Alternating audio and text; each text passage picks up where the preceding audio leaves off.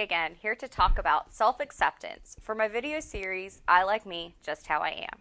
Today, I'm talking about ways to decrease an unhelpful type of thinking called black or white or dualistic thinking. Some people call this thinking distortion all or nothing thinking. Really, it is the tendency to see things as all one way or its opposite. It's like an inability to see things as shades of gray. Our brains like to be clear. We like to categorize things as either all good or all bad. If something you believe is all good, you ignore the bad. And if something that you believe is all bad, you will ignore the good. Thinking this way, at one point, worked for you.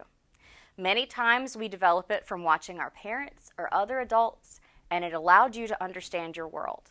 However, thinking this way can be maladaptive when it makes us ignore warning signs or ignore all parts of things.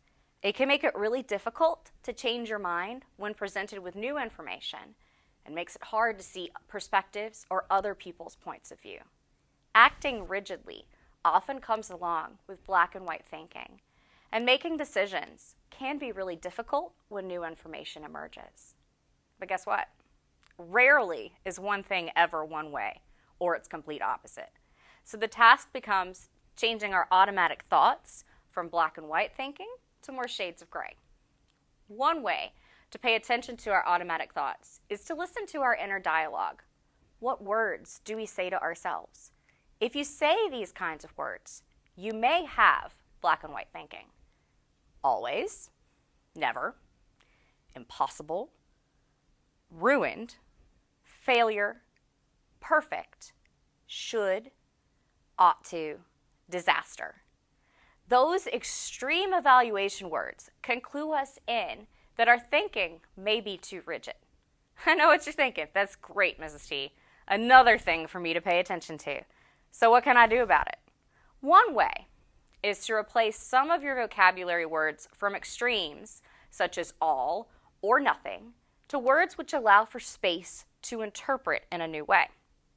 Words like sometimes, a little bit, it works, better, it can be fixed, can allow some space into your thinking. Instead of focusing on being perfect in everything, celebrate your small wins, and when things did not go well, look for the times when they did go well, and for the times when they don't.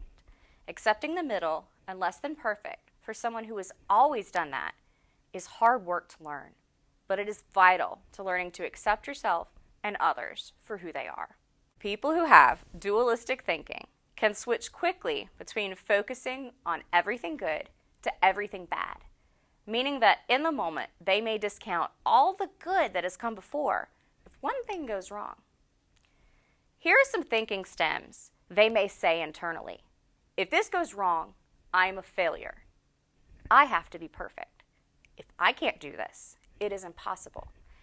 I should get up really early, and if I do not, I am the worst.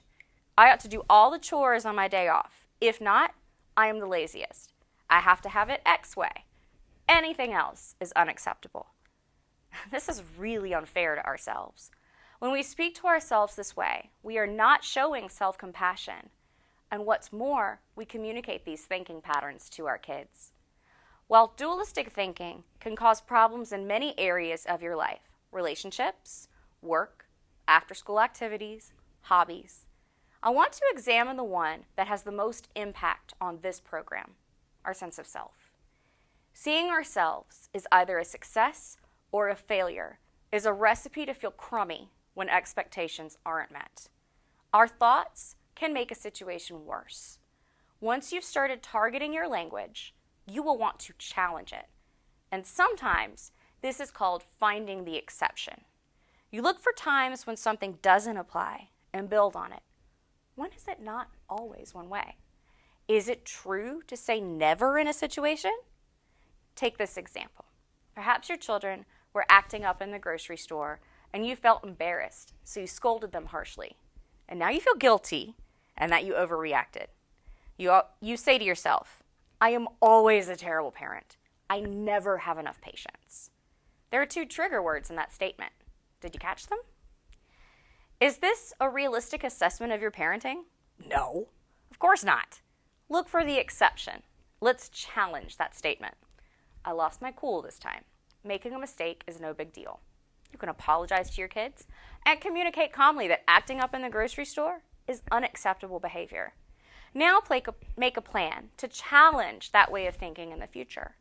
If there is one thing I know as a mom and as an educator, kids are going to misbehave. You will get another chance fairly soon to tackle the inner dialogue. Reflecting is a great step to changing your response. I am not happy with how I responded to my children's misbehavior. They were not following my instructions, and next time I will handle it differently. Just because I lost my cool does not make me a terrible parent. Remember, your emotions are valid, but often we act from those emotions instead of from a calm mind, and that's when we can have some regrets with dualistic thinking later. When we think dualistically, we often express it to our children. They, being the great learners they are, pick up these patterns from us.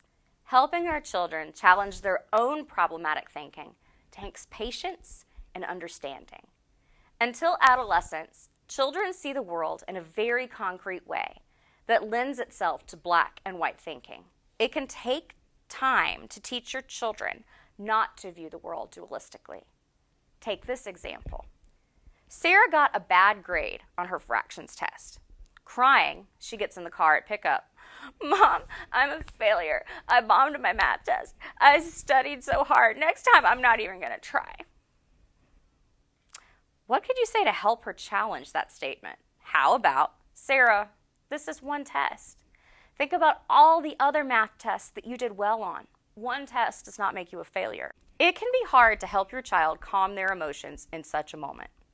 Stating how they are feeling to reconnect them to the idea that they are temporary and thoughts too can help them to realize that setbacks aren't permanent, nor are they indicative of any type of character flaw.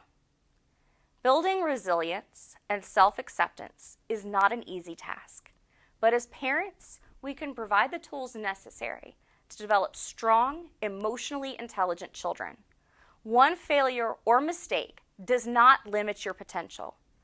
In the example, encouraging Sarah to look at other perspectives and to put one test into the context of the rest of her grades can help her to develop a tolerance for when things go wrong. I hope you have enjoyed I Like Me, Just How I Am, and do remember to read the ebook, Little Brown Bear Learns to Skate, to your children when you are finished here.